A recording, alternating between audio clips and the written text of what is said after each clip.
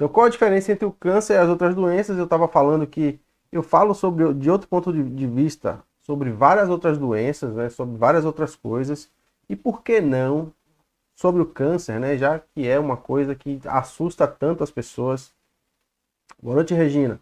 Já que é uma coisa que assusta tanto as pessoas, principalmente, lógico, quem tem, né, quem recebe o diagnóstico de câncer.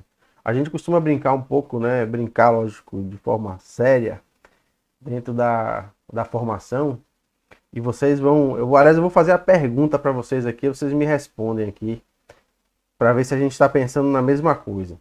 Então, quando uma pessoa recebe um diagnóstico de câncer, qual a primeira coisa que ela pensa, né? Coloquem aí no chat e daqui a pouco eu continuo esse pensamento.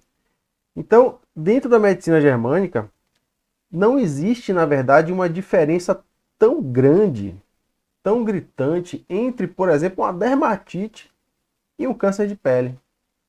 Existe uma diferença, mas na verdade não é uma diferença no tipo de conflito, por exemplo. Não é uma diferença né, no trauma que a pessoa viveu e tantas outras coisas que costuma se pensar. A diferença é muito mais sutil e a gente vai entender um pouco melhor essa diferença. E entendendo essa diferença, vocês vão ver, aliás, vocês vão conseguir enxergar que, por exemplo, um câncer de pele poderia ter sido uma coisa anteriormente um pouco menor, poderia ter começado a incomodar ali de uma forma muito mais sutil, de uma forma muito mais tranquila, e de repente isso foi crescendo, crescendo, crescendo, às vezes até desaparecendo, aparecendo de novo, e lá na frente isso volta, ou à medida que vai crescendo, isso aparece, isso ganha força, e num diagnóstico, vai no médico, e acaba recebendo um diagnóstico aí de câncer. Isso vai acontecer, por exemplo, também, imagina no intestino, né, que a gente tem lá os pólipos intestinais, que são tão comuns, né? Os pólipos intestinais são muito comuns. Só que qual a diferença entre um pólipo e um tumor no intestino? Novamente, a diferença é muito sutil. Um pólipo só significa que, uma coisa que a gente vai falar lá na frente, que a massa desse conflito, a massa dessa situação, ou seja, a intensidade, a duração do processo em que isso está alicerçado, é menor, né, em um pólipo do que em um tumor. Mas o que vai levar a um pólipo, né, não para assustar vocês, pelo amor de Deus, tá? O objetivo, inclusive, aqui é esse, a gente ficar tranquilo. O que vai levar a um pólipo e lá na frente se tornar um tumor é exatamente a mesma coisa. No caso, nesse exemplo do intestino, né? Só que tem uma sutileza aí que a gente vai abordar.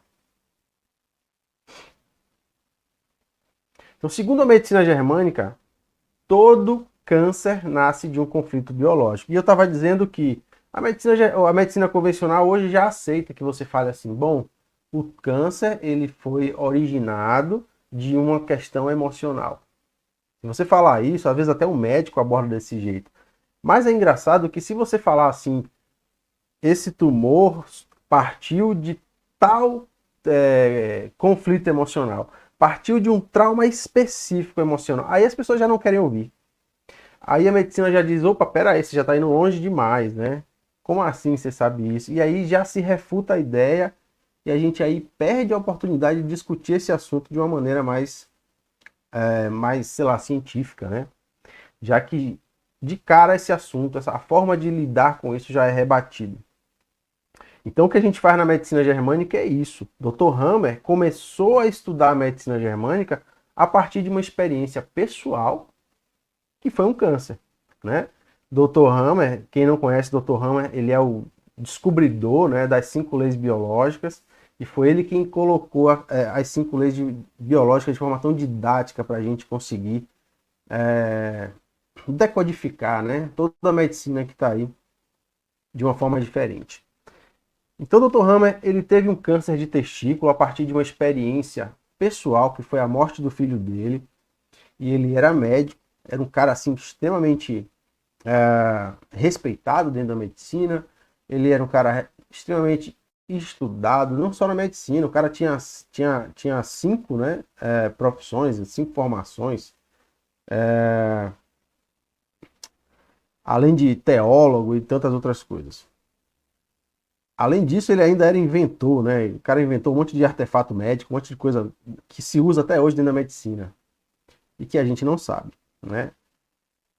Então, o Dr. Hammer pegou a história dele, né? Observou a história dele, analisou aquilo e começou a pensar, aquilo começou a trazer uma dúvida na cabeça dele que é, bom, tá na cara que o que eu vivi em relação ao meu filho tem relação com o meu tumor de testículo, com o meu câncer de testículo. Eu só não sei qual é.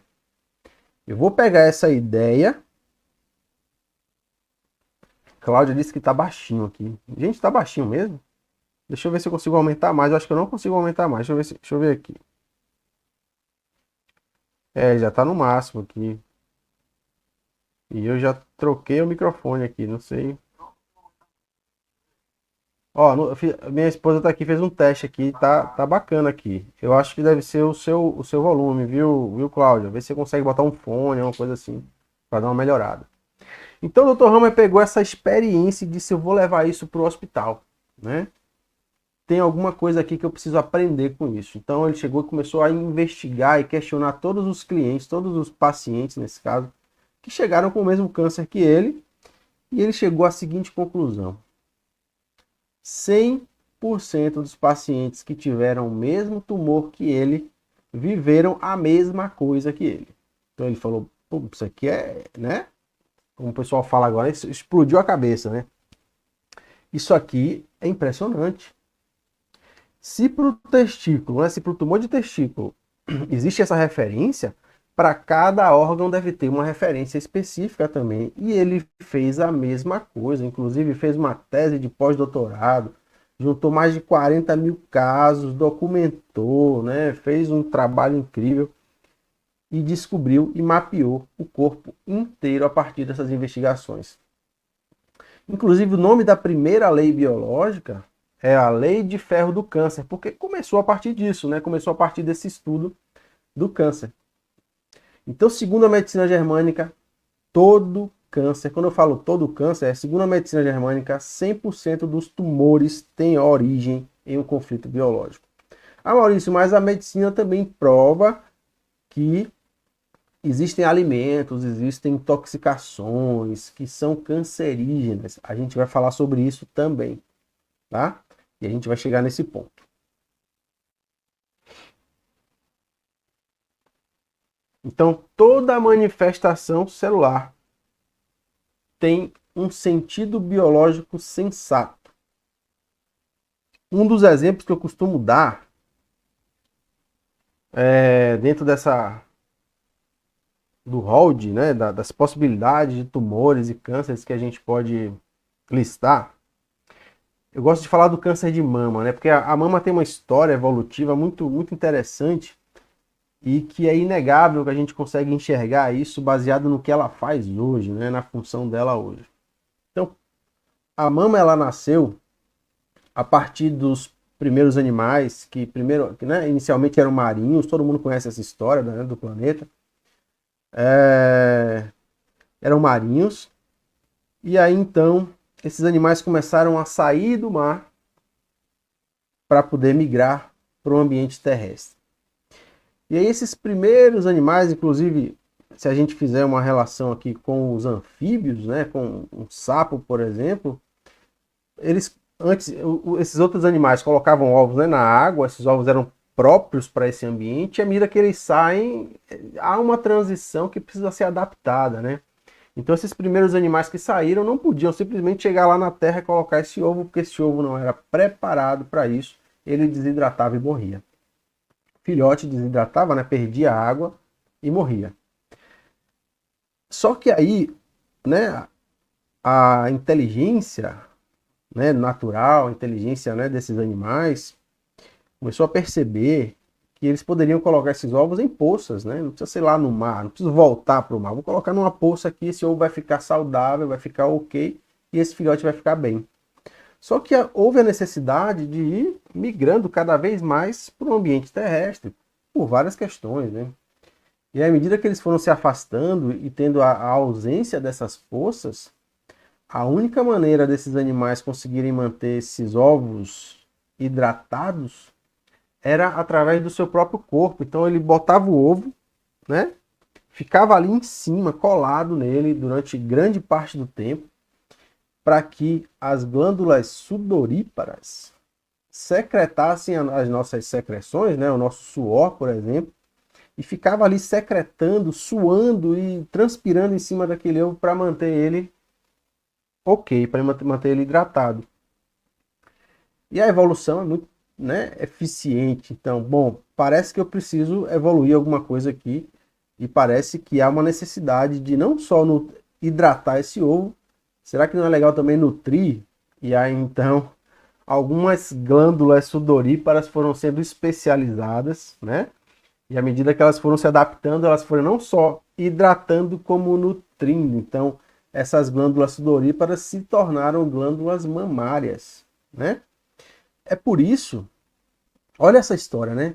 Para eu manter esse filhote vivo, existe um cuidado, uma preocupação muito grande, onde eu tenho que ficar ali muito próximo. É um ninho muito pequeno, muito estreito. A glândula mamária ela nasceu com essa ideia, com essa proposta, né? De manter esse filhote vivo.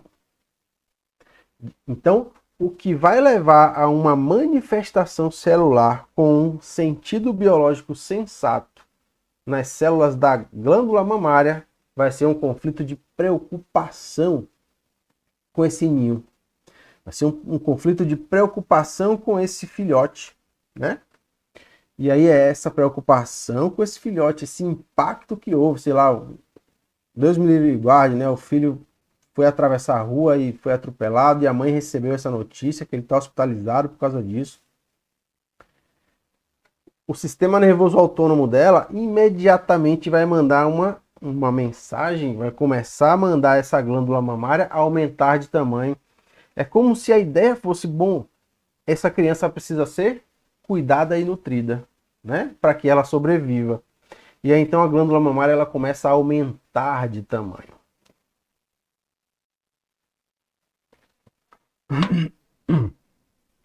A glândula mamária começa a crescer, né?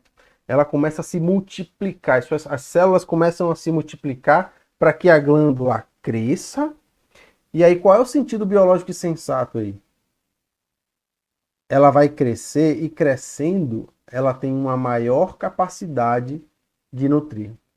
Ela tem mais capacidade de produzir leite. Mesmo a mãe não estando lactante, né? Mesmo a mãe não tá amamentando no momento. A ideia, aliás, a ideia não.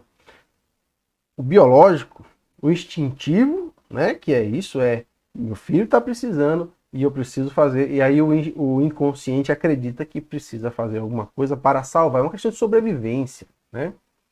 E aí essa coisa começa, a glândula mamária começa a se multiplicar e crescer. Não vai dar leite, ela não vai dar leite. É só por uma questão evolutiva arcaica que ainda persiste nesse lugar.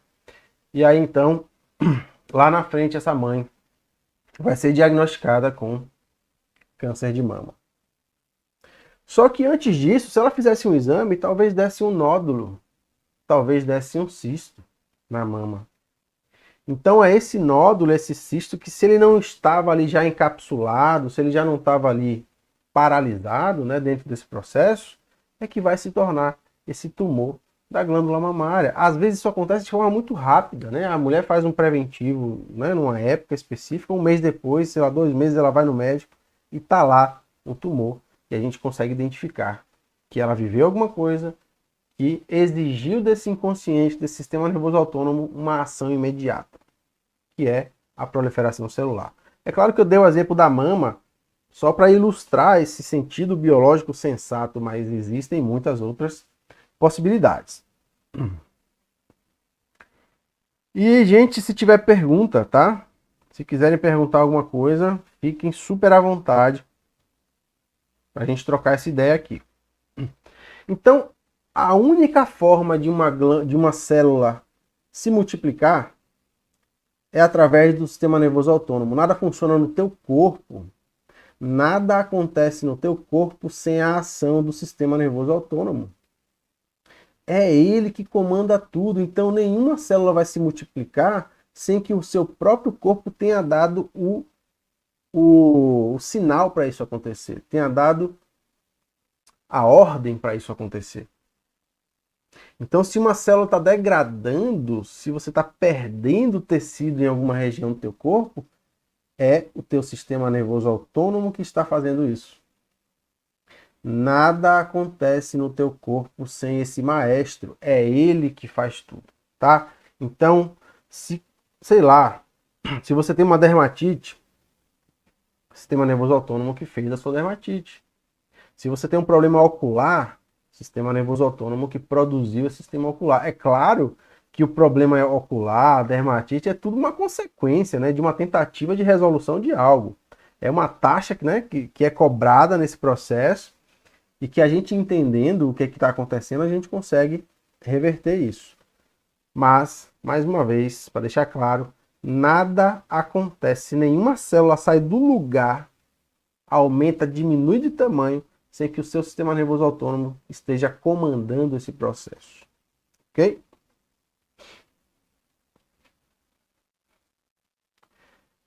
Então, eu vou até aumentar esse slide aqui. Peraí. Essa é a causa do câncer. Eu coloquei esse slide aqui nas duas aulas anteriores, né, onde eu falei primeiro da referência, né, a cabeça de alho, onde eu expliquei tudo isso. Na aula passada eu fiz a mesma coisa, coloquei esse slide porque é um slide que representa muito bem as nossas relações e a forma que a gente, né, lida com as nossas questões e as nossas relações.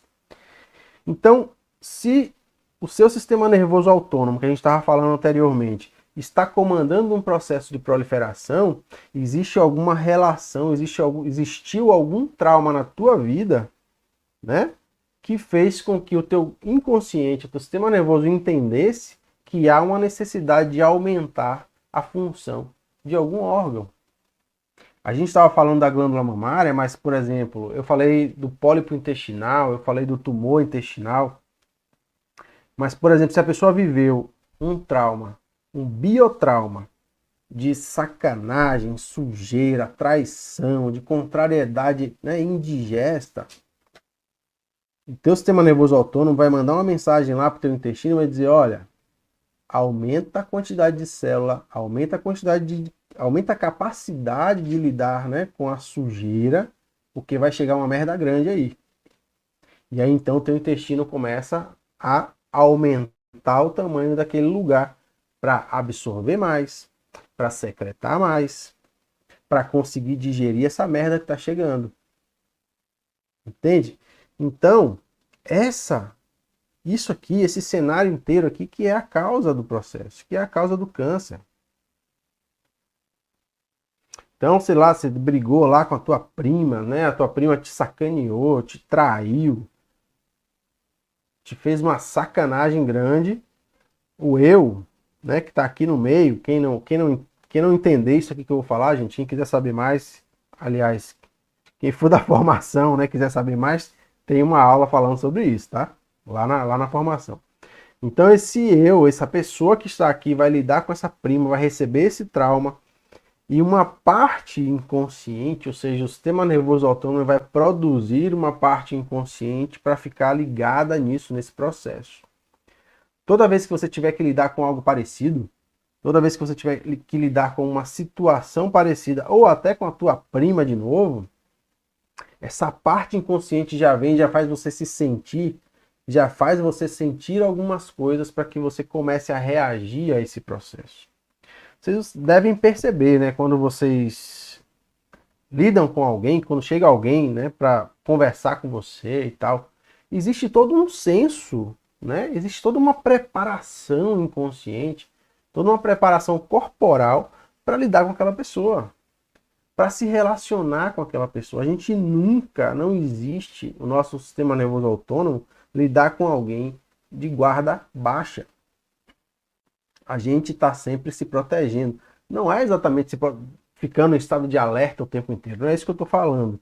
Mas o nosso sistema nervoso autônomo ele é feito para isso, para proteger a gente.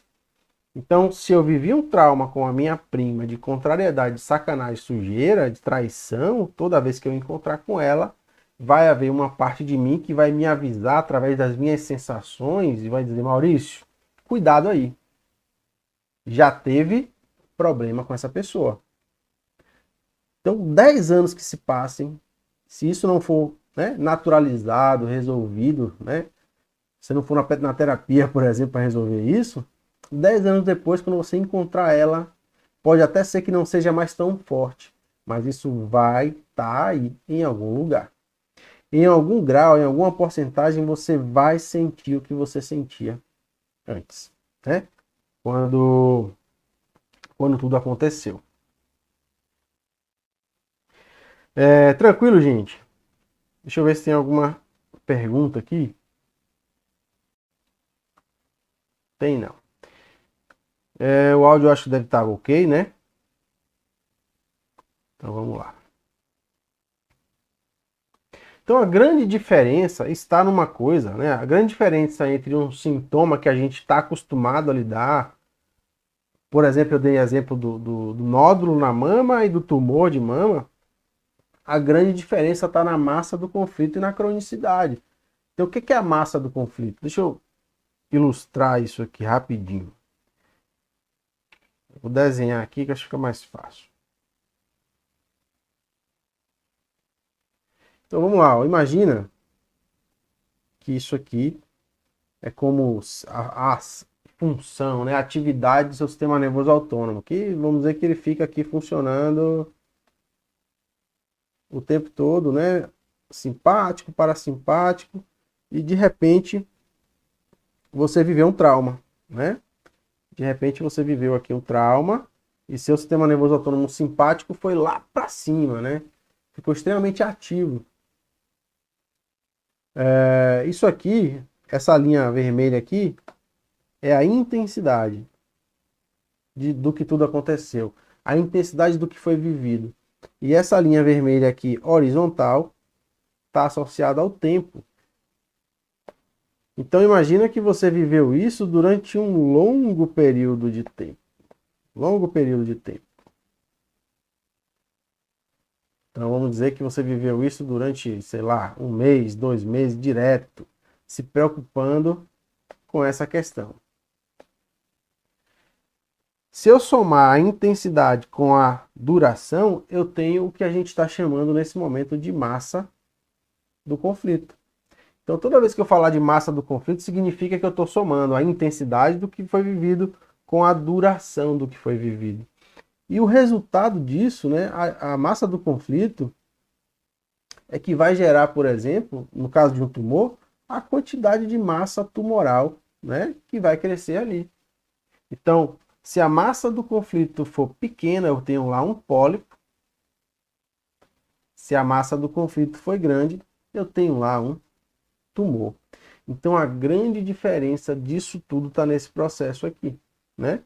E a cronicidade é aquela, né, todo mundo conhece, todo mundo já ouviu falar, ó, seu processo está crônico, significa que não consegue evoluir, isso não consegue ir para frente.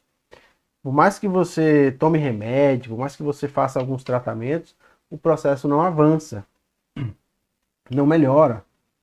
E aí, o que pode causar a cronicidade? A gente tem algumas possibilidades, né? Quem é da formação aí já está careca de saber, que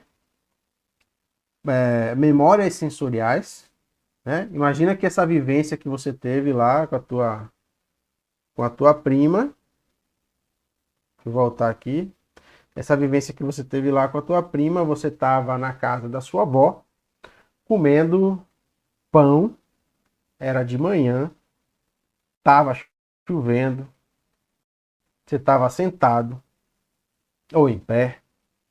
Cada elemento desse, né, não é que ele vai ser registrado, ele vai se tornar uma memória sensorial, mas cada elemento desse pode ser uma possibilidade de ser registrado, né?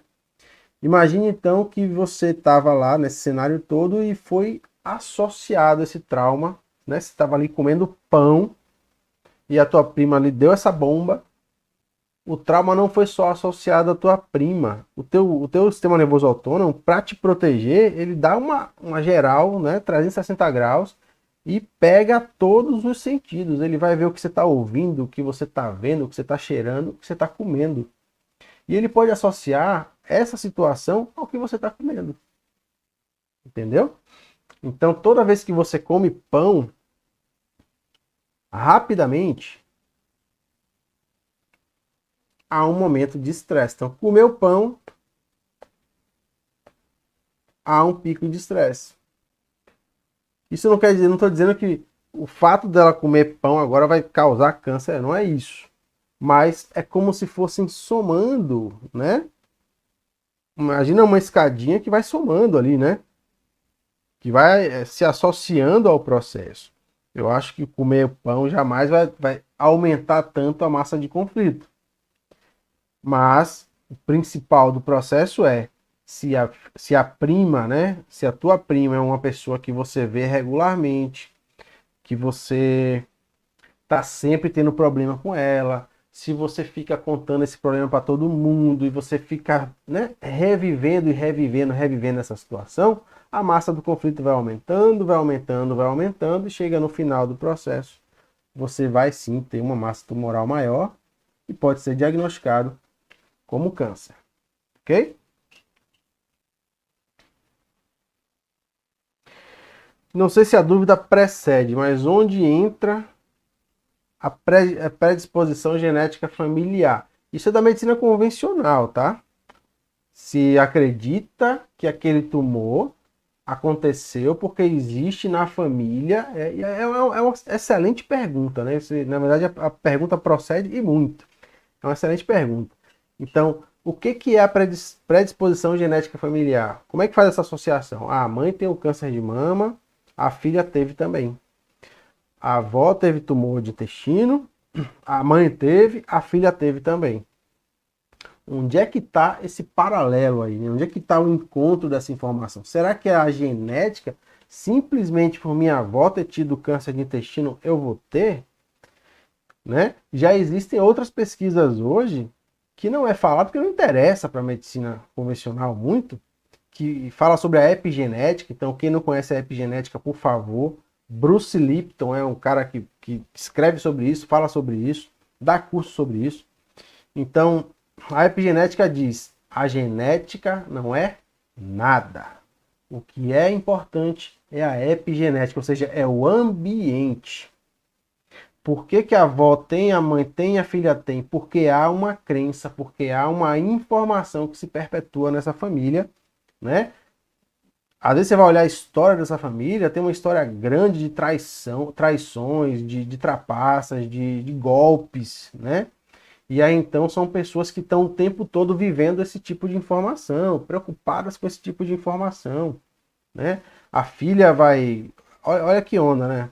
A avó teve, a mãe teve, aí tem a filhinha pequena, que a mãe diz assim, ó, vai lá na farmácia, na padaria comprar pão. E toda vez que ela vai, a mãe diz, olha, cuidado, né? Ou troco, não sei o quê, e faz dá uma informação muito, como é que eu posso dizer? Muito enfática a isso, e ela começa a ficar sempre com medo de traição, de golpe e tal, ela cresce com essa ideia. Então, quando acontece, vocês acreditam que a massa do conflito vai ser maior ou menor? Que a permanência nesse processo vai ser maior ou menor? Então, quando se fala de predisposição genética e a gente traz esse assunto para a epigenética, a gente está falando sobre crenças limitantes, a gente está falando sobre informações que se perpetuam, sobre formas de lidar com a vida, sobre isso que é ensinado de pai para filho, de vó para mãe, de mãe para filho. Ok? Espero que eu tenha respondido a sua pergunta. Então, gente, se só puxar uma canetinha aqui, se o tumor, né, se o câncer ele é causado por um conflito biológico, eu vou fazer só um resuminho aqui das 5 leis biológicas, muito rápido, tá? Das 5 leis aqui, só para a gente ter uma ideia do que eu estou falando. Então, Isso aqui eu já falei um pouco, isso aqui é o nosso sistema nervoso autônomo, onde a gente cicla, né, de simpático e parasimpático, e aqui a gente teve um conflito biológico. Eu já vou fazer o gráfico inteiro para a gente só discutir ele. Esse é o gráfico, o famoso gráfico aí da medicina germânica, da segunda lei biológica, que explica basicamente tudo, né? Então aqui é o sistema nervoso autônomo, aqui em cima eu tenho o sistema nervoso autônomo simpático, aqui eu tenho o parasimpático embaixo. Aqui, nesse ponto de inflexão aqui, né, nessa mudança, onde estava tudo correndo bem e de repente o sistema nervoso simpático ficou mais alto, é o que a gente vai chamar de DHS. DHS significa Síndrome de Dirk-Hammer. Lembra que eu estava contando a história do Dr. Hammer e que o filho dele morreu? O filho dele foi assassinado, né? Então ele chamou essa descoberta de Síndrome de Dirk-Hammer, que é o nome do filho dele, Dirk-Hammer. Então, após um trauma emocional, um trauma biológico, o meu sistema nervoso autônomo fica permanentemente em simpático tonia, ou seja, o tônus simpático fica acelerado, a gente fica estressado, agitado. E não é difícil de entender isso, né? Após viver um problema, após viver um conflito, quem é que fica tranquilo? Todo mundo vai ficar estressado, todo mundo vai ficar nervoso, e isso quer dizer que o nosso sistema nervoso simpático ele vai entrar em atividade. Então tá aqui o sistema nervoso simpático na fase de conflito ativo, que a gente chama de fase ativa de conflito. E fase ativa também é fácil de entender, porque se eu estou vivendo alguma coisa difícil, eu vou precisar resolver isso, por isso que é ativo. Depois a gente vai para a fase que a gente chama de parasimpática, né? Que é essa parte aqui, ó. Toda essa parte aqui, você vê que a gente desceu aqui no gráfico, ó. A gente desceu aqui, ó. Isso aqui significa que a gente entrou no parasimpático. Por isso o nome dessa fase aqui é PCLA e PCLB. Aí parece que eu vou dizer, não, é parasimpático alguma coisa. Não, é pós-conflitólise, PCL, né? Pós-conflitólise A, pós-conflitólise B, que significa após fase A após o conflito, fase B após o conflito. E no meio dessas duas fases eu tenho uma nova, né, simpaticotonia, que é isso aqui, ó, um novo estresse no meu sistema nervoso autônomo, que a gente chama de epicrise. É a nossa epicrise, ou crise epileptoide. É como se depois da nossa vivência de conflito aqui, né, nessa região aqui, eu entro na fase de cura, que a gente chama, que o parasimpático a gente vai chamar de fase de cicatrização, fase de cura, fase inflamatória.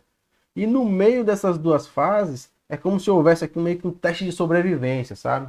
Então, eu vou testar seu sistema, ver se está funcionando bem mesmo, e para ver se você pode seguir em frente depois dessa vivência, você vai dar conta disso aí. Aí ele dá um pico de estresse, que alguns sintomas aí são mais importantes. Por exemplo, se você tem um infarto, o infarto vai sempre acontecer na epicrise. Se você tem uma convulsão, a convulsão sempre acontece na epicrise. Você tem, sei lá, uma diarreia, a diarreia é uma epicrise, né? Na verdade, o grande objetivo da epicrise é eliminar os excessos de líquidos que a gente acumula nos processos inflamatórios. É por isso que esses sintomas eles são mais fortes, mais vigorosos, né? É como se fossem contrações, como se a gente quisesse espremer uma esponja, né? Então são contrações vigorosas para que o líquido que foi absorvido, que foi, né, acumulado na fase de cicatrização A, ele seja levado para fora do corpo. Ele entre no sistema renal e seja eliminado na fase B. É por isso que aí já é uma dica, ó. Toda vez que você começa a ir muito no banheiro, depois de ter ficado doente, depois de estar com uma inflamação em algum lugar, você começa a ir e urinar várias vezes, significa que você está no final do processo, né? Que você já passou pela epicrise, ou está passando pela epicrise e está finalizando o processo. Tranquilo, minha gente? E aí então a gente tem aqui nesse gráfico aqui, deixa eu só apagar algumas coisas aqui. A gente tem nesse gráfico aqui o comportamento das nossas células, dos nossos tecidos, né?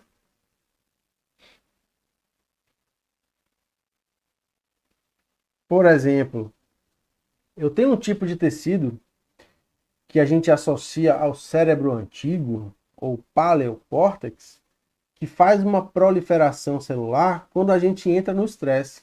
Então, o paleocórtex, ele multiplica as nossas células quando a gente está na fase ativa.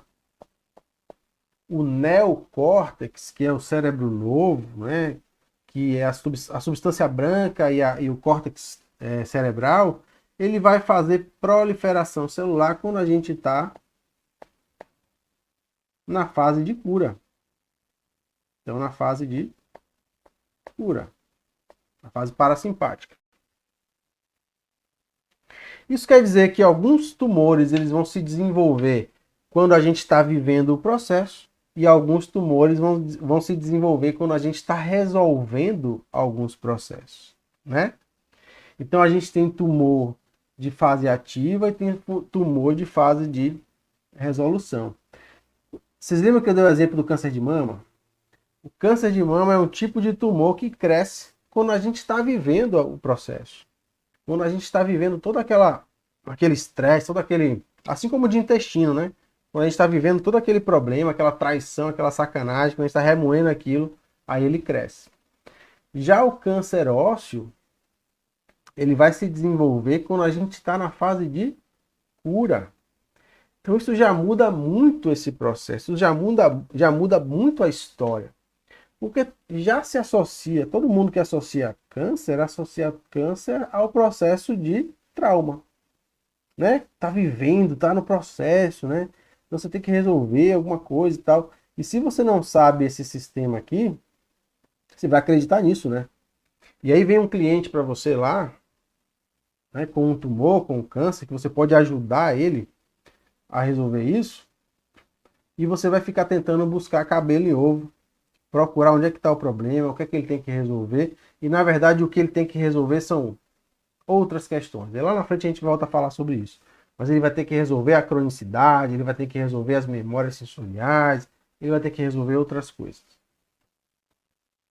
Gente, está tranquilo até aqui? Me dá um feedback aí.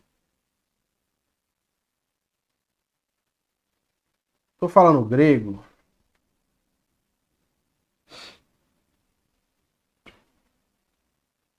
Tá ok aí, né?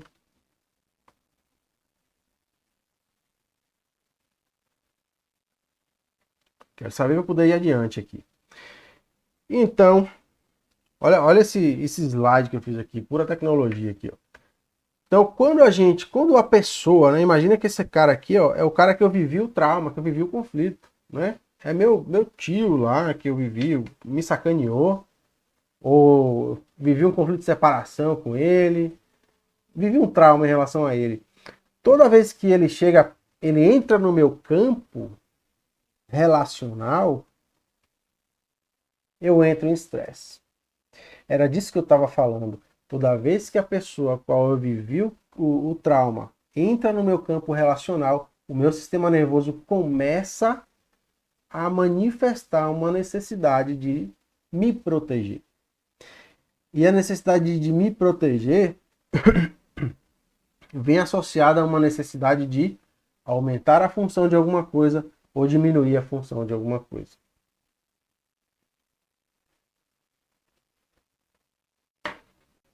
Em relação ao intestino, ou a mama, né, os dois exemplos que eu dei, como é que o meu sistema nervoso autônomo acredita que quando, por exemplo, eu vou lá no hospital visitar esse parente que está doente, né, que eu vivi esse conflito de preocupação no ninho, ou seja, ele está entrando no meu campo relacional, quando eu chego lá, meu sistema nervoso autônomo entra em estresse e a minha glândula mamária ela começa a produzir mais células para poder ajudar aquela pessoa.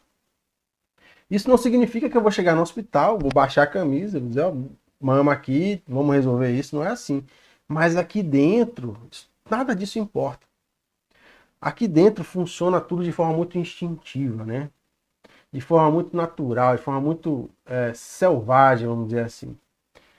É como se fosse uma releitura de tudo que a gente viveu, de tudo que os nossos ancestrais, antepassados viveram, e a gente acaba refazendo esse processo, né? A gente acaba repetindo esse processo de uma maneira automática, né?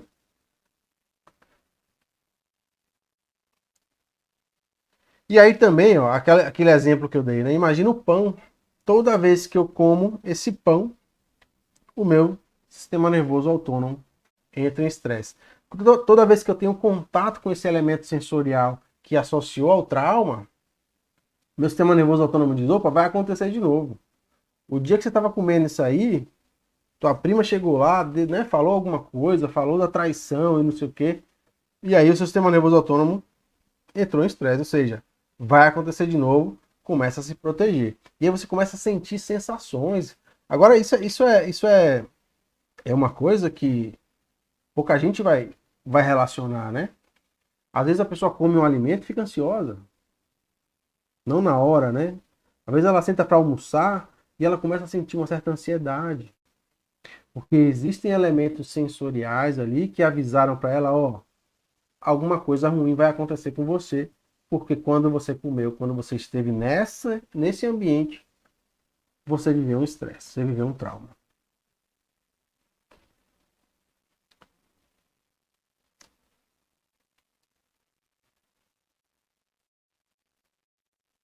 O voo tá tranquilo, mas bom, então como eu estava dizendo, alguns tecidos, alguns órgãos multiplicam as suas células, alguns órgãos degradam as suas células após a vivência de trauma. Após você lidar com a situação. Eu estou tentando lembrar aqui, na verdade, um outro exemplo, que eu só estou dando exemplo de glândula que cresce, né? Quer ver um exemplo bacana? Os ductos, sempre que a gente fala de ducto, por exemplo, o ducto lacrimal. Imagina que você viveu um conflito de separação visual. Então, alguém que você queria perder de vista ou alguém que você perdeu de vista e queria retomar a informação visual, né? Queria reviver, queria reencontrar visualmente a pessoa. Quando você vive isso, acho que você vai concordar comigo que um ducto é um lugar que vai passar a lágrima, né? No caso do ducto lacrimal. E se ele é mais largo, se ele dilata mais, se ele tem mais espaço, vai passar mais lágrima. Então, o objetivo da lágrima é lubrificar os olhos, tornar os olhos mais brilhantes, facilitar o campo visual. Se esse ducto começa a ulcerar internamente, vocês concordam comigo que ele, fazendo uma úlcera interna, ele vai se tornar maior? Então, esse é o objetivo. Quando você vive esse tipo de conflito, vai haver uma úlcera interna, ele vai dilatar e aí a lágrima que está lá na glândula pode descer com mais facilidade e em maior quantidade, facilitando o processo de retomada, de resolução desse conflito. Então esse é um exemplo de degradação celular. Um outro exemplo, deixa eu ver se tem alguma imagem que eu nem sei mais, que eu fiz esse grande parte aqui ontem de noite.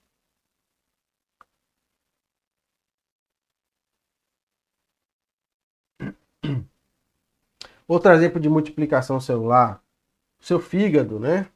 Imagina que você viveu um conflito de carência material. Você perdeu o emprego. Chegou no emprego de manhã, tudo certo para você trabalhar. E aí teu chefe deixou um post-it lá no seu monitor do computador. Você chegou lá e diz, ó, preciso falar com você. Já ficou meio estressado, né? Aí você vai lá, vai falar com o chefe, abre a porta, senta na cadeira na frente dele, ar-condicionado gelado lá. Teu chefe tá duro, teso na tua frente, porque ele deve estar nervoso também, né? Para dar uma notícia dessa. Ele fala, bom, a empresa está tendo corte de custo e eu vou precisar demitir algumas pessoas e o seu nome foi apontado.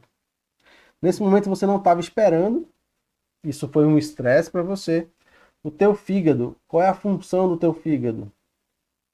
Nosso fígado é um celeiro, né? Ele guarda glicogênio, ele guarda energia. Ou seja, quanto maior o órgão, maior a capacidade de guardar energia. Isso quer dizer que nesse momento, o teu sistema nervoso autônomo recebeu a informação do tipo, bom, vai faltar. É preciso se preparar para guardar mais. Vamos tentar aumentar esse celeiro. E aí, nesse momento, o que acontece? O teu fígado, em um ponto específico, ou em 2 pontos específicos, ele cresce de tamanho. Ele tem um nódulo, ele começa a aumentar, ele começa a fazer ali uma proliferação celular para que você guarde mais energia, para que o seu celeiro possa ter mais energia guardada. E aí, então, você vai no médico, porque está com a digestão ruim, porque a digestão não está tão legal.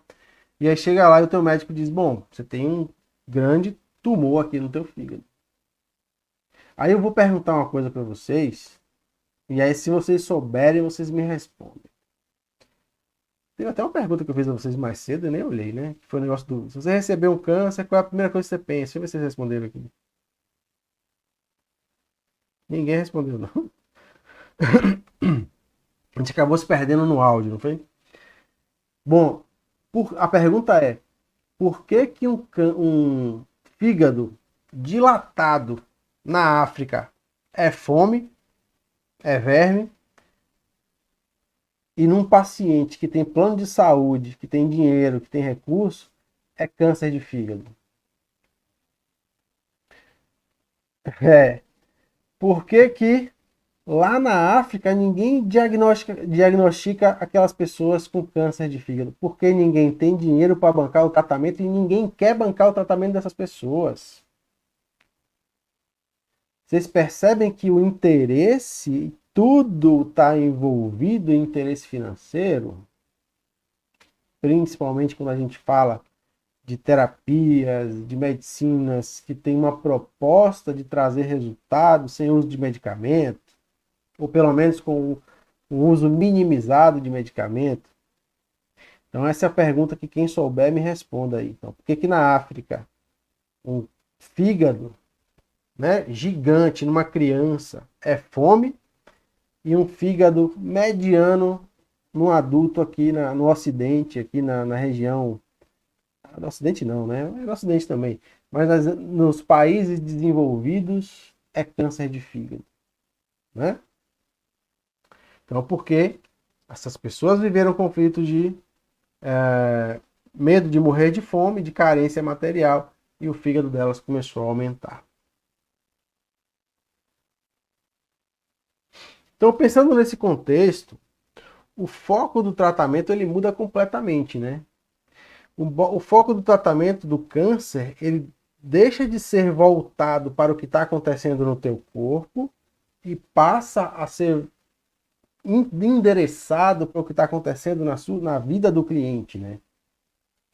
Então a gente para de querer encontrar um medicamento, uma cirurgia. Às vezes vai ser necessária a cirurgia, tá? Não estou falando que não é necessário, não estou falando que a medicina convencional não é necessária, nada disso. Ela é, e quem me conhece sabe que eu dou valor à medicina convencional, só que com ressalvas, lógico. Quem sou eu, né? Então, o tratamento do câncer ele passa a envolver as relações desse indivíduo. Ele passa a fazer esse indivíduo sair do ponto que ele está, estagnado, parado, congelado em uma situação que não se resolve na vida dele, para uma necessidade, para um impulso de resolução, de caminhar, de dar o próximo passo, né? Algumas vezes vai ser muito difícil, algumas vezes vai ser realmente difícil pensar numa solução, né? Esse caso que eu falei agora. O cara perdeu o emprego e não é só pensar que está tudo bem que vai ficar tudo bem, né? Mas às vezes a pessoa está ali perdida, congelada numa necessidade de resolver aquilo de um único jeito. Às vezes ele está preso na ideia de que ele precisa voltar para aquele emprego. de que ele só precisa trabalhar com isso, só pode trabalhar com aquilo que ele trabalha. E muitas vezes o nosso papel vai ser mostrar possibilidades, vai ser ouvir essas partes inconscientes, ouvir essa parte dele que tem medo ou que não quer ir para um outro emprego por algum motivo tosco. E aí muitas vezes quando ele se ouve dizer, bom, parece que eu não quero ir para outro emprego porque eu tenho vergonha, né? Porque eu não quero que as pessoas me vejam fazendo outra coisa e pensem que, sei lá, que eu não dei conta, que eu não consegui, porque eu não sou bom o suficiente. Então a gente vai tentar ouvir o corpo desse cliente e ouvir tudo isso que está acontecendo, todas essas vozes internas que estão presentes e que estão paralisando esse cliente. Aliás, a gente vai ouvir não, quem vai ouvir é ele. Para entender esse ecossistema ali, né, desse cliente, para que a gente possa ajudar ele a entender como é que ele pode trazer uma solução para isso. Eu dei um exemplo do câncer de fígado, mas pode ser qualquer coisa, né, gente? Qualquer tumor. Sempre o tratamento vai ser voltado para o cliente, para a vida do cliente, e não especificamente para o que está acontecendo no corpo dele.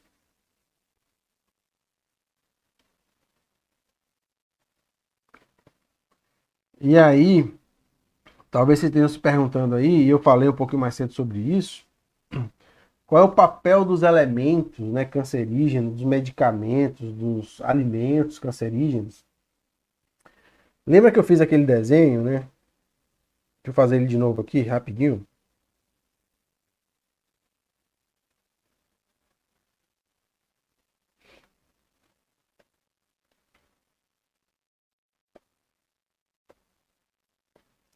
Então, esse desenho aqui. Opa. Então, você já está com o processo, ou seja, eu disse a você, a única possibilidade de uma célula do teu corpo mudar de lugar, de tamanho, de fase, de qualquer coisa, é se o seu sistema nervoso autônomo mandar ela fazer isso. Ah, mas não existem elementos cancerígenos? Esse cancerígeno quem considera é a medicina convencional. A gente considera como uma intoxicação e toda, ou pelo menos a maior parte das intoxicações, elas são simpaticotônicas, ou seja, elas aumentam a simpaticotonia. Então esses elementos cancerígenos vão tirar a massa do conflito de onde ela está e colocar num estágio mais intenso. Então sim, elas influenciam a multiplicação celular, mas a única parte do teu corpo, a única possibilidade de isso começar a acontecer é se o seu sistema nervoso autônomo der esse start. Opa, que bagunça. Sistema nervoso autônomo der esse start. Se ele não der esse start, todos esses elementos cancerígenos e tal não vão fazer nenhuma diferença na tua vida. Vão te deixar, lógico, mais intoxicados. Mas essa é a diferença, né, que a gente pode associar a pessoas que usam essas coisas durante muitos anos e não tem nada, não tem absolutamente nenhum sintoma, e uma pessoa que usa e que tem um tumor, acaba tendo um tumor influenciado por isso, né? Não sei se me fiz entender ou ficou confuso.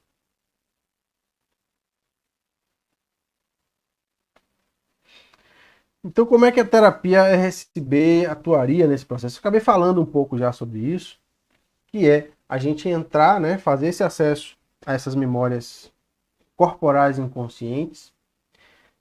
E quem é meu aluno, quem for meu paciente, meu cliente, que já teve acesso, né, a esse tipo de terapia, a terapia de reintegração somatobiológica, fala um pouco aqui, de forma bem resumida, fala aqui no chat sua experiência, como é que a gente, né, como é que é a experiência de acessar isso, né, de entrar em contato com isso. Só para a gente, quem não conhece, ter uma ideia do que eu estou falando. Então a gente vai fazer um acesso inconsciente, gentil, onde a gente vai nessas memórias corporais através das sensações, com uma maneira certa de fazer isso, porque existe o jeito certo de fazer isso. E o principal aqui, gente, o principal ponto aqui é que, o paciente teve um trauma, eu vou ressignificar isso. Muita gente entende o ressignificar como, eu vou mudar essa cena, eu vou fazer alguma coisa para que o paciente pense que o que aconteceu não aconteceu, ou o que aconteceu diferente. Dentro da terapia RSB, a gente não faz isso. O que aconteceu, aconteceu. Faz parte da vida do cliente, faz parte da história dele, e o que a gente faz é tornar isso naturalizado nele, né? Para que isso não gere sintomas. Né? Isso nunca vai deixar de existir. Por mais que você faça, né, terapias que mudem esse cenário, de alguma forma isso vai continuar lá. De alguma forma isso vai voltar. Então o que a gente faz é acessar, entrar em contato com essas memórias, ouvir o que essas partes inconscientes, né, testemunhar o que essas partes inconscientes querem nos passar, querem nos dizer sobre os seus medos, as suas necessidades, sobre o que é que elas não querem que aconteça com você, né? O que é que o teu corpo não quer que aconteça com você se você passar por isso. Só da gente ouvir essas histórias, isso já começa a trazer uma possibilidade de resolução gigantesca. Então, um dos pontos altos, um dos grandes pontos da terapia RSB é esse processo de escuta ativa, interessada, curiosa, né? Compassiva, onde a gente ouve o corpo do cliente sem julgamento e com uma atitude interessada, muito curiosa, amorosa e, sabe, sem julgar e sem querer dar conselho sem ouvir. Essa é a ideia, né? Então, esse é nosso papel, né? Principalmente como terapeuta RSB, é a gente ouvir as histórias desses clientes, ouvir a história que vem deles, sem tentar julgar, sem tentar adivinhar o que aconteceu, sem tentar dar conselho demais. Grande parte do que é resolvido nesse processo vem do cliente. Grande parte do que entra nessa mesa vem do cliente, tá? Então eu queria só dar falar um pouco sobre como é que a gente faz. Aliás, muita gente que está aqui, né, é aluno,